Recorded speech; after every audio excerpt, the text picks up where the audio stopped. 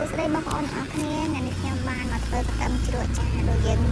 ឃើញចាំងយកតំមកហាន់ជាតិដាក់ជាតិតិចទៅហើយយើងយកមកស្រោះទឹកក្តៅរួចហើយយើងយកមកត្រាំទឹកក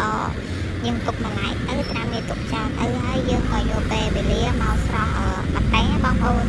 យើងស្រោះម្ទេសឲ្យល្មមឲ្យពុនល្មមកុំឲ្យវាញ័រពេករួចហើយយើងយកទៅបោកហើយបើសិនជាបងប្អូនមានម៉ាស៊ីនយើងក្លុកម៉ាស៊ីនទៅតែសម្រាប់ខ្ញុំមានម៉ាស៊ីនខ្ញុំបានធ្វើតែបោកទៅហើយខ្ញុំបោកឲ្យម៉ត់ណាបងប្អូនខ្ញុំបោកម៉ត់បានវាងាយស្រួលចូលជាតិជាមួយខ្ទឹមយើងណាបងប្អូនហ្នឹងហើយបងប្អូនឆ្លាញ់ហើខ្លាំងបងប្អូនថែម្ទេសយើងច្រើនតិចទៅតែសម្រាប់ខ្ញុំប៉ុណ្ណឹងគឺល្មមហើយចាឥឡូវម្ទេសយើងគឺបុកម៉ត់រួចទៅហើយ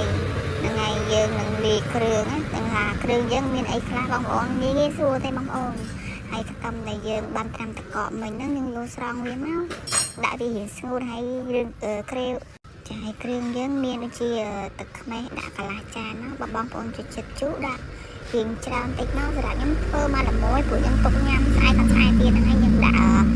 ស្ករប៊ីចេងអំបិលមកល្មមដែលយើងស្រឡាញ់រសជាតិបែបណាយើងបងប្អូនដាក់បែបហ្នឹងទៅបងប្អូនហ្នឹងហើយយើងកូរគ្រឿងឲ្យសព្វណាសព្វឲ្យវាទៅលាយគ្រឿងបញ្ចូលសព្វហ្នឹងណាកូរឲ្យសព្វចូលគ្រឿងលាយគ្រឿងចូលគ្នារួចយើងក៏ដាក់